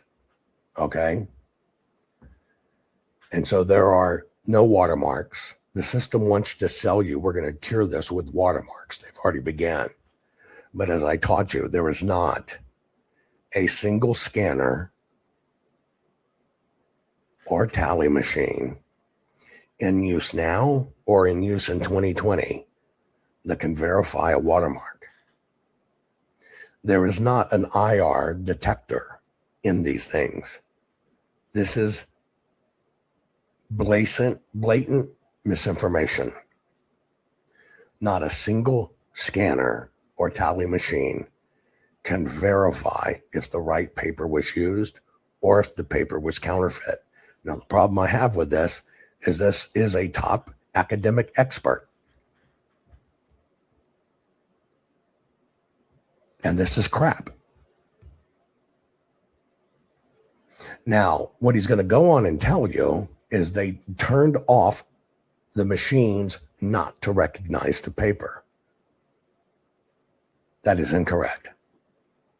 And that's not how it works. He knows not of what he speaks. But this is how bad the misinformation is out there. Yes, we discovered all different types of papers used. We confirmed it. But you do that with fiber forensics and tens of millions of samples, okay, in order to detect it. These are the things we were looking for. The color dots we were looking for, you'll see the little blue dots to the top of your screen. Those little blue dots, those are stochastic mix, machine inserted color. Through our filtering system using scans, separate, not in the scanner, we can pick out those dots which appear blue and highlight them and confirm, yes, this is the right paper. If you look on the left, you'll see the fiber line, and you're looking at the broken fiber. This is how microscopy works in forensics. But you see that line, how it's broken? That also meant it was machine folded in the exact right place. It should fall on that line. It did. The bottom left, that red should be there. You can see this was filled out with a ballpoint pen. This is our forensics. But we've got somebody trying to convince you this is a watermark and that they just cut off something in the machine. And I'm going to tell you why. Because they've convinced the states to use a ballot with a watermark. It's total bullshit. It cannot be tracked. It cannot be spotted. None of the machines do it. But they're trying to sell you the narrative. If they were so-called expert, they just turned that off on the machine or we would spawn a counterfeit. It's a total lie. Inside the scanner, so we're talking about something that's 4 or 5 times thicker than an ordinary sheet of paper. It has to be manufactured by the Roland Paper Company in Canada, and it has to have an infrared fluorescent watermark on it. Inside the scanner, there's an infrared light and a detector to make sure that the ballot that's been inserted is not counterfeit. But when the citizen auditors actually got to look at the ballots, they found 9 or 10 different kinds of paper, most of which came from Staples and Office Max. You say, well, how is this possible?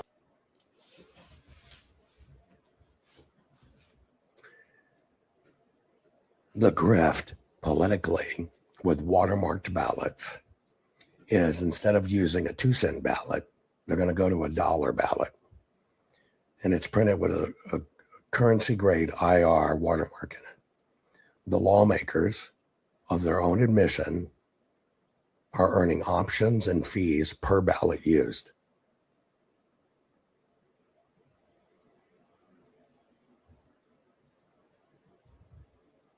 But do the machines detect them? No, it's a false sense of hope.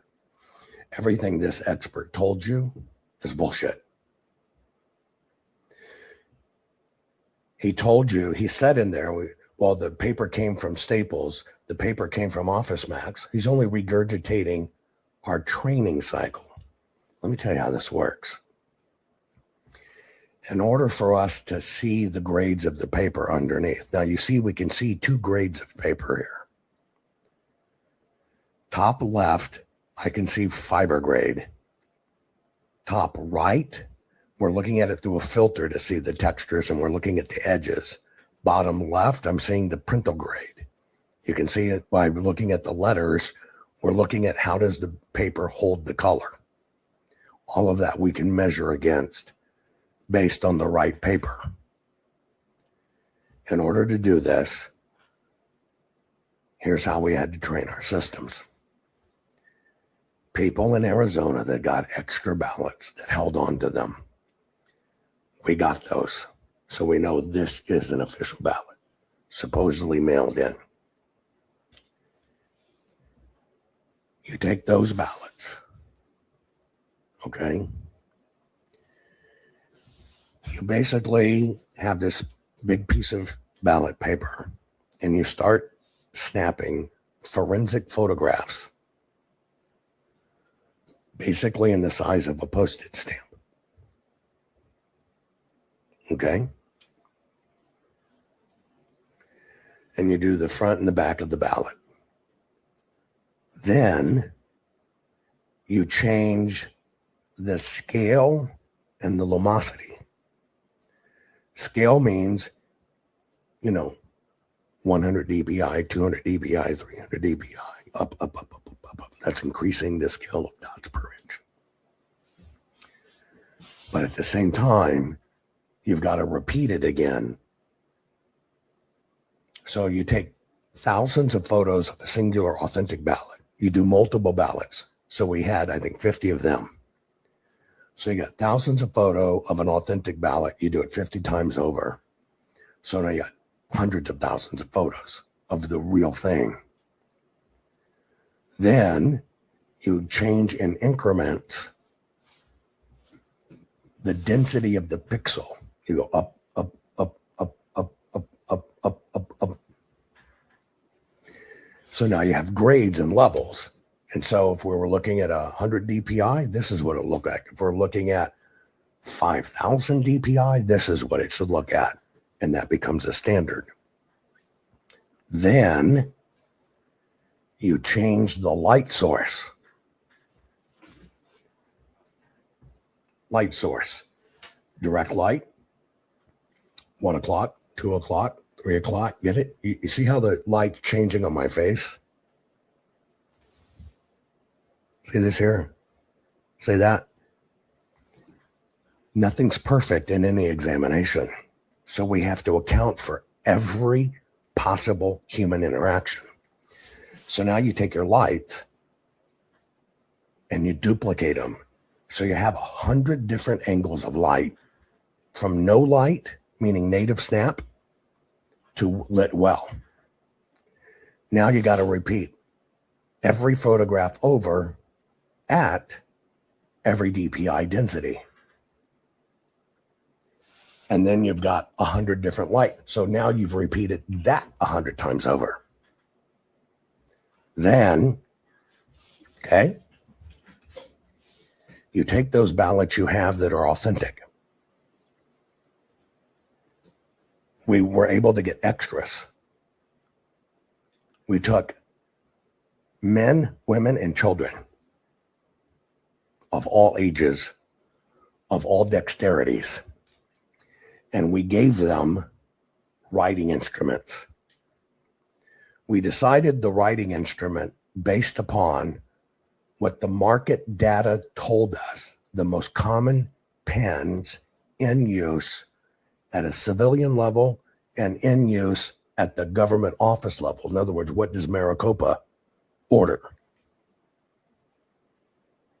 And we begin to take people, left-handers, right-handers, old people, people with Parkinson's, and they start voting the ovals. And now we snap every single oval by 100 people. By the instrument they did it, so 20 different times over, by every DPI, by every light source, and you shoot it all over. Millions and millions and millions and millions and millions of images. I can tell you this is a right-hander. Why can't I tell you it's a right-hander? I can tell you this is a base blue gel. But I can tell you by looking at that oval, it's a right-hander, and it's what's called impact and liftoff. So we know where they start, we know where they end, and we know it's right-handed because you see the swoops get darker as it goes up. That's a right-hand spin out. You follow what I'm saying? This is forensics.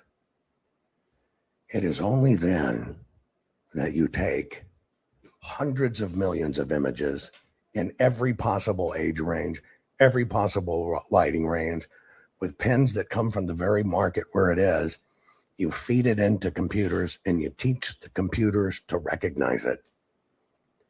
And then you run this shit through.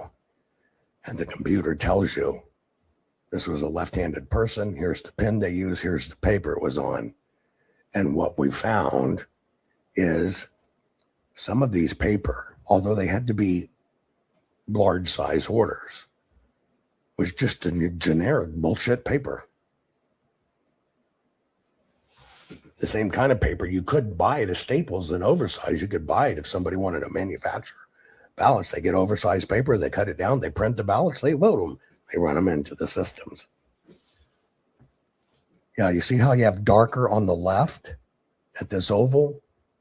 Let me see, I haven't done this in a while, but, well, I don't want to get there. You go back. But this is how you train systems to do this and to catch this stuff. And so here you have an expert that's on the stand that has no idea what he's talking about. But what's really going on is they're trying to convince you these are watermarks and the machines can see them if somebody doesn't manipulate the software. And it's a bullshit lie. There's an infrared light and a detector to make sure that the ballot that's been inserted is not counterfeit.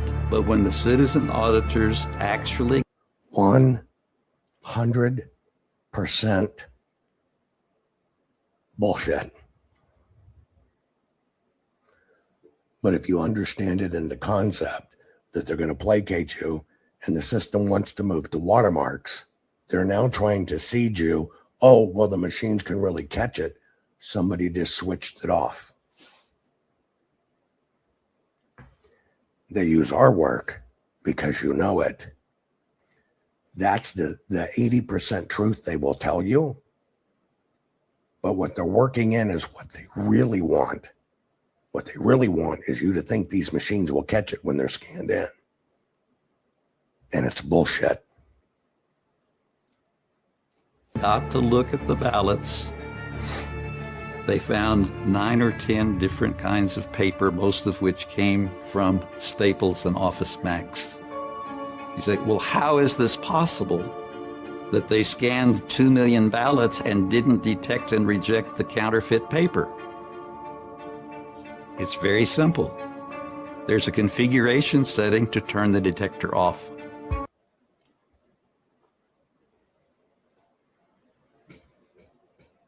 Bullshit.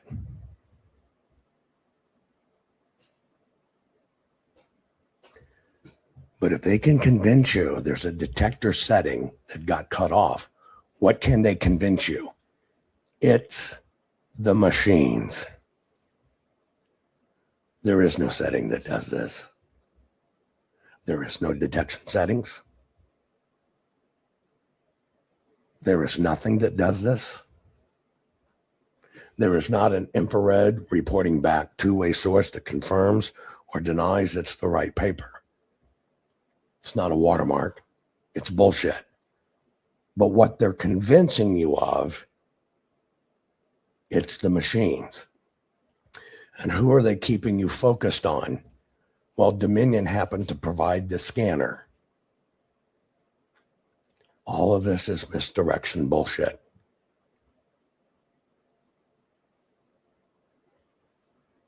I mean, think about how sophisticated this is. I'm only covering a 2-minute video, folks. I'm telling you the facts.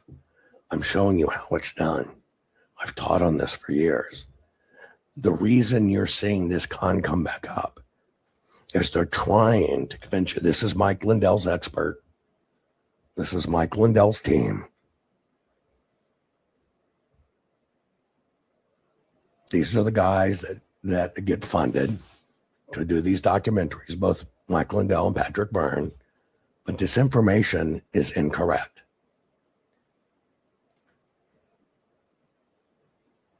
Dr. Daugherty should know this, but he just told you they shut off the software.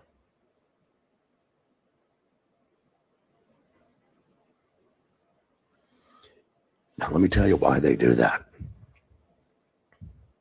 And it's really simple, and this is what you need to understand. If you keep on focusing on the devices,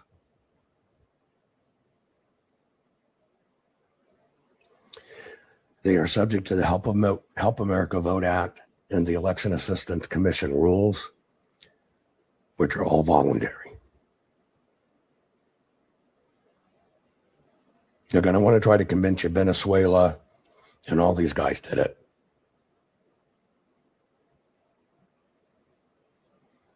They're going to try to convince you somebody went into a machine and switched something. Why did somebody pick 52 boxes in advance?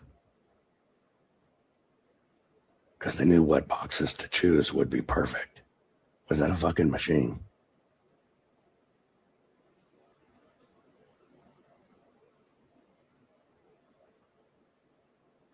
Nothing was wrong with those 52 boxes. The 1,600 plus were wrong. Was that a fucking machine in the back room doing that shit?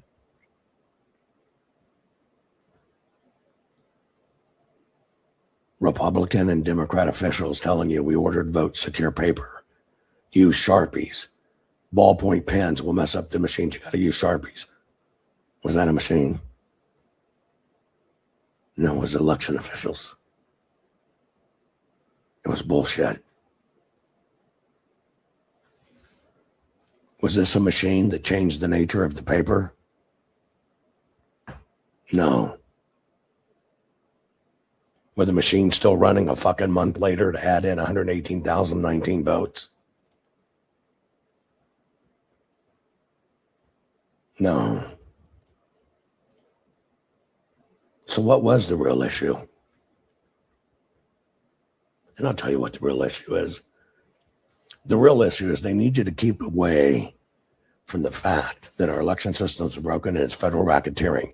And that's why Kamala went from 68 million votes to now she's over 75 million. Have the machines been running for over a year? No, it's all a grift. By the way, remember they told you got to use Sharpies? By the way, that was on election day ballots. Just those few ballots on election day. Let's just call it 130,000 ballots. Those 130,000 ballots, in the machine's eyes, looking at it from a scan, had 2.1 million extra votes on them. Do you understand what I'm telling you when I say this? The ballots, the bleed was so bad, and the machines see the bleeds, okay? They see through them. They see all of the bleeds. The machine thinks they're votes, okay? The machine thinks they're votes. And it basically says somebody doodled all over this ballot. Well, when it goes into the machine, they said, yeah, you didn't mean your vote wasn't counted. They're able to temporarily suspend it. Why do they need to temporarily suspend it?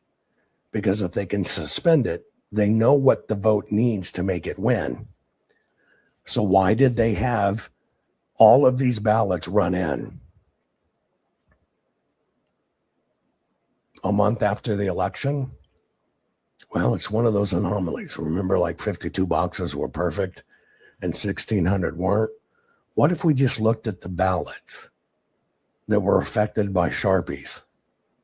If we just looked at those, forget 2 million ballots. Let's just look at just this one little section.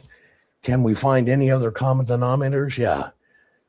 You can basically find that those ballots, every single one of them were modified. Every single one of them are missing the original photograph of the ballot. They can't prove it ever existed. Every one of them were zoomed and changed up. Every one of them had the headers removed. Every one of them are election day ballots. Every one of them were affected by the Sharpies. And therefore they made them say what they needed, and they ran them in a month later. And by the way, even after they ran them in a month later, even though they certified it November 30th, they still fucking missed the number. And that's forensics. And the con is on again. I'll play the rest of this bullshit. So basically, the machine was set not to check whether the paper being inserted was counterfeit paper. And the machine being changed is a boo-boo not provable. Fuck with the paper. This is 165,000 state felonies, 165,000 U.S. felonies. Each one its own felony. But if you can blame it on the machine, it's just a boo-boo from an unknown source from somewhere around the world. You can count counterfeit ballots as many times as you want and get the same numbers. But that doesn't mean that they were legitimate ballots, because they weren't. And this is how it works. And this is what they do. I'll take 70, 75, 80% truth, play it back to you because you know you've heard it. But they'll change how it was really done because they need you to focus on the one thing they can't enforce, and that's the machines and the word fraud. And they want to force you on Dominion because Dominion's been paid billions to take the heat, and they're laughing all the way to the fucking bank. But if you look at the paper tells you the truth. And they're doing this under the radar, folks. And I'm worried that they brought Kamal up to 75 plus million. They're going to steal the midterms. It's the con. And this is why you are the only one that can fix it. They need to know the truth. This is why we need your help. They want the evidence to go away, but this is the only evidence in the world that can show you exactly how it happened, so we can put an end to this and make sure we fix our elections. Please, folks, share this program. But I'm telling you, we need your help. This election goes to way. All you've got is this bullshit left. And this is the con. Love you all. Share this program. Our courts are based on clear and convincing evidence. Want convictions? Want justice? For what happened in the 2020 election? Then we need your help. Not fixing 2020 will damn our nation forever. The decision you make in the next few moments could decide whether we ever get our elections fixed or not. Here's why. Trump campaign and allies filed 64 different lawsuits. They all went down in flames. 100% of these cases were presented on "It's the machines," or "The machines changed the votes," or "The voting company executive said he would make sure Donald J. Trump would not win." They all went down in flames. Why? You can't bring theories to court as evidence. No supposed Zoom call or 6-degree polynomial math theory or census data is or ever will be proof of fraud. You can't bring theories to court as evidence. Here's why. In both civil and criminal law, the side making a claim carries the burden of proof, and prosecutors must prove guilt beyond a reasonable doubt. Without physical or otherwise verifiable evidence, a case cannot meet this high threshold. Physical evidence is the key. The question is, did anyone get relevant, reliable, provable, testable, and duplicatable evidence of what really happened in the 2020 general election? And the answer is yes, absolutely.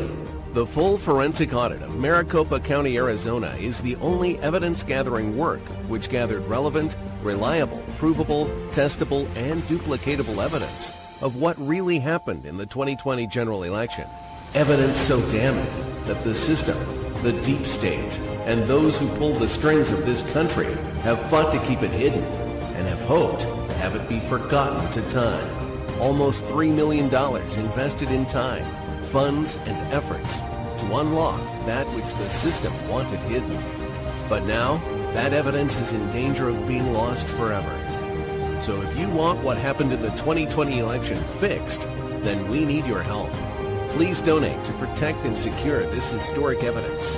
With the 2026 midterms coming up, the system is going to try to lame duck President Trump and then most likely introduce new impeachment proceedings. This is the evidence which will help win the war which is surely to come. We need to keep Maricopa County full forensic investigation and archive secure and ongoing. So if you want what happened in the 2020 election fixed, then we need your help. Please donate to protect and secure this historic evidence. We need your help securing the full forensic audit archives. Don't allow the only testable, objective, and reliable 2020 election evidence fall into obscurity.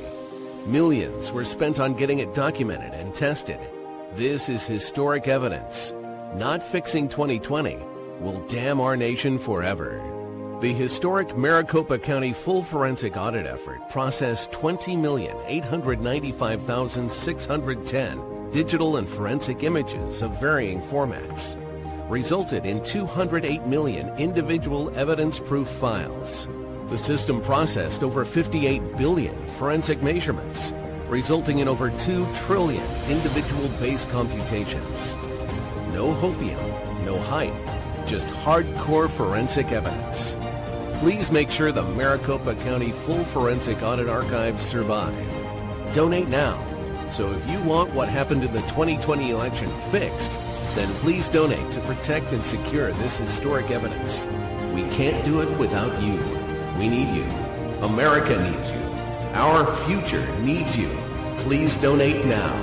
Not fixing 2020 will damn our nation forever. Please donate now.